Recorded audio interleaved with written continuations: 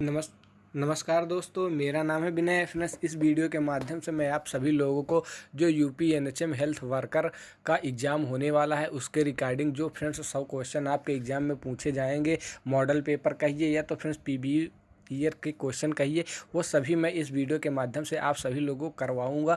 और इसमें यह टारगेट रखूंगा कि कम से कम आपके 80 प्लस नंबर यहां से स्कोर कर सके आसानी से। यदि आप इस वीडियो को पूरा देख लेंगे तो आसानी से जो आपका एग्ज़ाम है उसको 100% आप क्रैक कर सकते हैं। इस चीज़ की गारंटी मैं आप सभी लोगों को देता हूं। तो फ्रेंड्स वीडियो को पूरा देखिए। तो जैसे कि फ्रेंड्स आप सभी लोगों का जो पहला क्वेश्चन यहाँ से दिया गया है, आप सभी लोगों को दिखा देते हैं कि यहाँ से बुलिविया नर्वोसा के इलाज के लिए कौन सी दवा पसंद की जाती है। तो यहाँ से आप सभी लोगों को आंसर में दिख रहा होगा जो कि अवसाद रोधी जैसे SSRI यहाँ से उपयोग किया जाता है। तो राइट आंसर यहाँ से आप सभी लोगों का ऑप्शन नंबर ए एकदम करेक्ट हो जाएगा। उसके बाद फ्रेंड्स दूसरा क्वेश्चन है, प्लेसेंटा प्रक्रिया में रक्त का क्या रंग होता है। तो इस प्रक्रिया में जो रक्त का रंग होता है दोस्तों, वह आप सभी लोग का चमकीला लाल रंग का होता है। तो इसका राइट आंसर आप सभी लोग का ऑप्शन नंबर ए एकदम करेक्ट हो जाएगा। उसके बाद फ्रेंड्स दूसरा क्वेश्चन है, लेमिनेट्रिया ट्रेट क्या है। तो यहाँ से जो लेमिनेट्रिया ट्रेट होता है वह फ्रेंड्स आपके हाइग्रोस्कोपिक आस्कोमिट लाइटेटर को कहा जाता है। तो इसी ही राइट आंसर यहाँ से आप सभी लोग का ऑप्शन नंबर ए एकदम करेक्ट हो जाएगा। उसके बाद फ्रेंड्स ह्यूमन पैपुलोमा वायरस में संक्रमित स्त्रियों में खतरे की संभावना होती है। तो कौन सी खतरे की संभावना होती है। तो दोस्तों यहाँ से आप सभी लोगों को दिख रहा होगा जो ग्रीवा कैंसर होता है, इसका ही सबसे ज़्यादा प्रभाव होता है। तो राइट आंसर के रूप में यहाँ से आप सभी लोगों का ऑप्शन नंबर 2 एकदम करेक्ट हो जाएगा। भारत में माता की मृत्यु का मुख्य कारण क्या है। तो जो भारत में माता का मृत्यु का कारण है वह सबसे ज़्यादा फ्रेंड्स रक्तस्राव के कारण होता है। तो यहाँ से आपका राइट आंसर रक्तस्राव ऑप्शन नंबर डी एकदम करेक्ट हो जाएगा।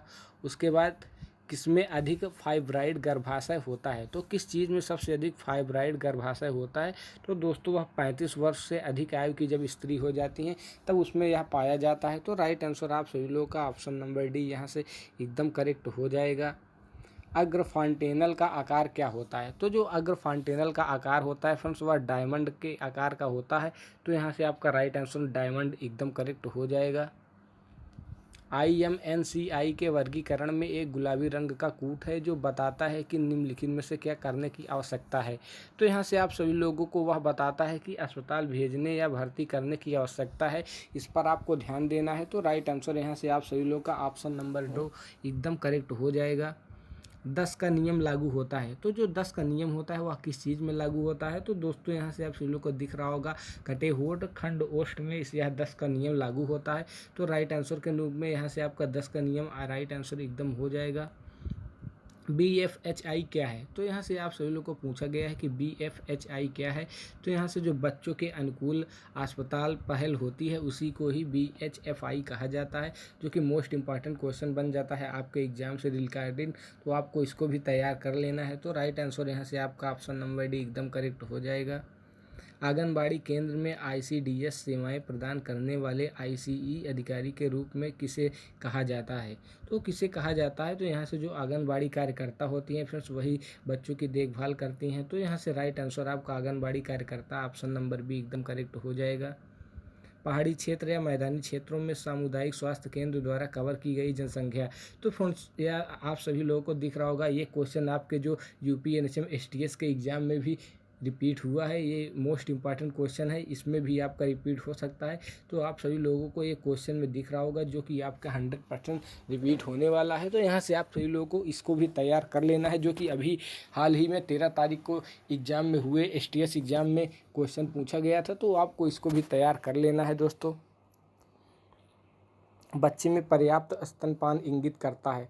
तो जो बच्चों में स्तनपान पर्याप्त इंगित करता है वह आप सभी लोगों का माँ बच्चा दूध पिलाने के 2 घंटे बाद सोता है। तो यहाँ से राइट आंसर यहाँ से ऑप्शन नंबर 3 एकदम करेक्ट हो जाएगा। आंगनबाड़ी केंद्र में खाली स्थान के बच्चों के लिए पूर्व स्कूली गतिविधियों का आयोजन किया गया है। तो जो आंगनबाड़ी केंद्र होते हैं उसमें कितने साल के बच्चों के लिए जो पूर्व स्कूली गतिविधियों का आयोजन किया जाता है। तो दोस्तों यहाँ से आप सभी लोगों को ऑप्शन में दिख रहा होगा कि 3 से 6 साल के बच्चों को यहाँ से किया जाता है। तो राइट आंसर यहाँ से आप सभी लोगों का 3 से 6 साल एकदम करेक्ट हो जाएगा। महिला और बाल विकास योजनाओं में निम्नलिखित में से कौन सी योजनाएं शामिल होती हैं? तो फ्रेंड्स यहाँ से जो महिला और बाल विकास में योजनाएं शामिल होती हैं वह आपकी आंगनबाड़ी सेवा योजना भी शामिल होती है, प्रधानमंत्री मातृ वंदना योजना ये भी आयोजित होती है, राष्ट्रीय पोषण मिशन। तो दोस्तों तीनों ही योजनाएं यहाँ से होती हैं, तो इसलिए आपका option number D right answer एकदम उपयोग में से सभी तो यहाँ से राइट आंसर हो जाएगा।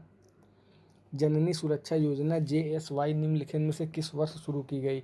तो फ्रेंड्स जो ये जननी सुरक्षा योजना है यह फ्रेंड्स 2005 ईस्वी में शुरू की गई, तो राइट आंसर यहाँ से आपका 2005 एकदम करेक्ट हो जाएगा।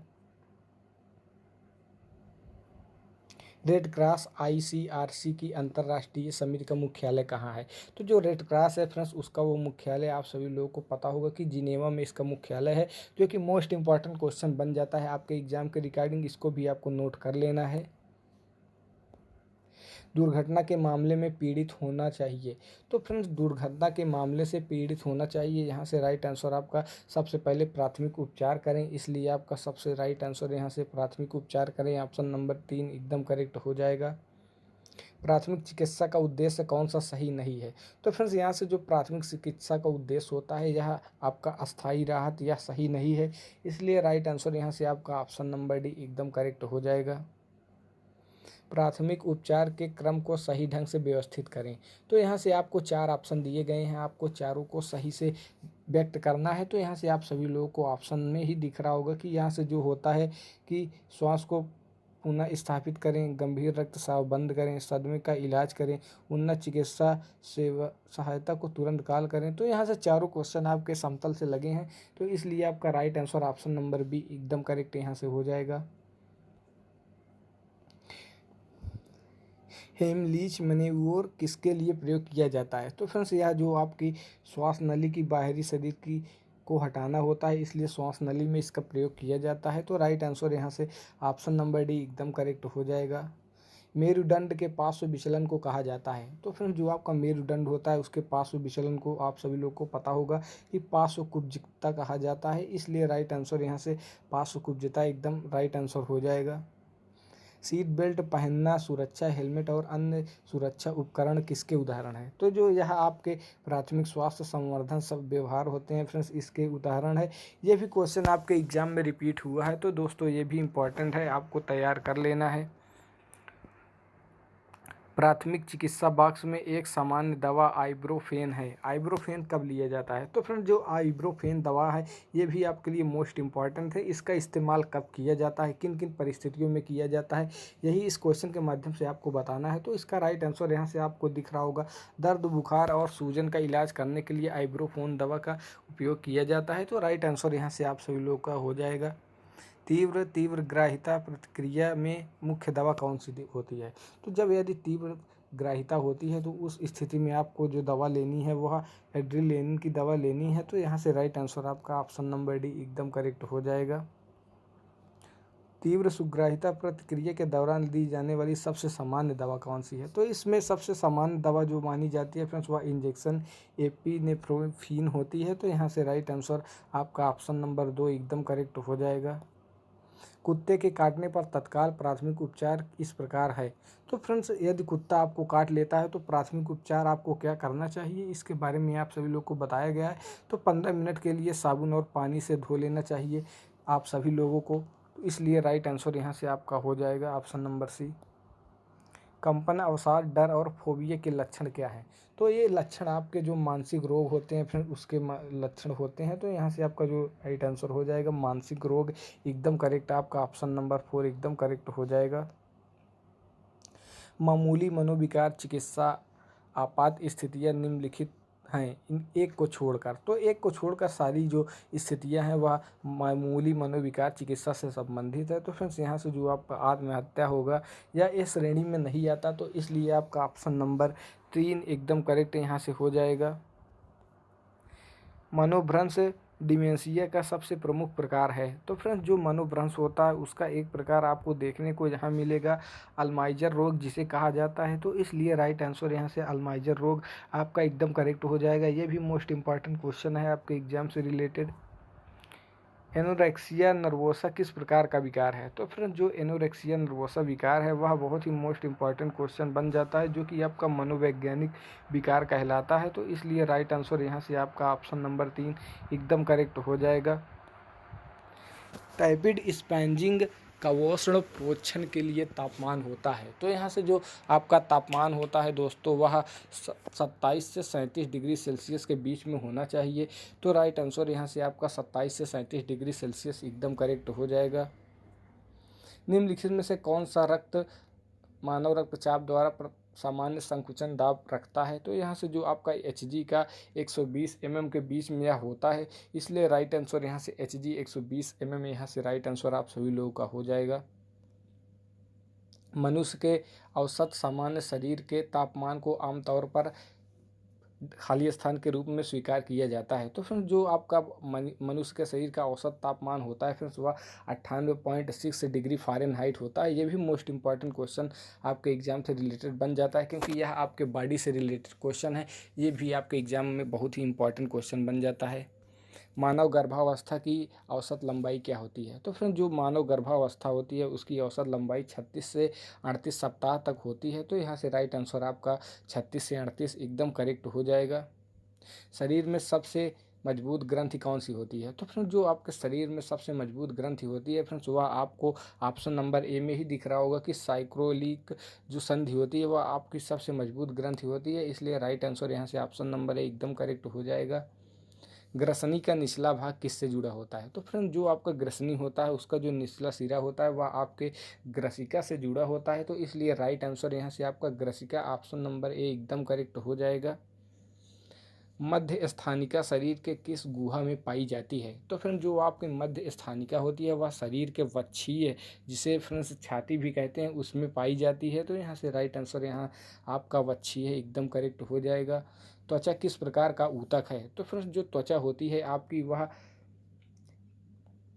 केराटिनाइट स्तर होती है। तो यहाँ से राइट आंसर आपका ऑप्शन नंबर ए एकदम करेक्ट हो जाएगा। खंड तालु आमतौर पर खाली स्थान मरम्मत करता है। तो जो आपका खंड तालु होता है वह किसका आमतौर पर मरम्मत करता है? तो वह वो कितने दिनों के लिए मरम्मत करता है? तो उसका राइट आंसर यहाँ से आपका 12 से 18 महीने हो जाएगा। तो राइट आंसर यहाँ से ऑप्शन नंबर डी एकदम करेक्ट हो जाएगा।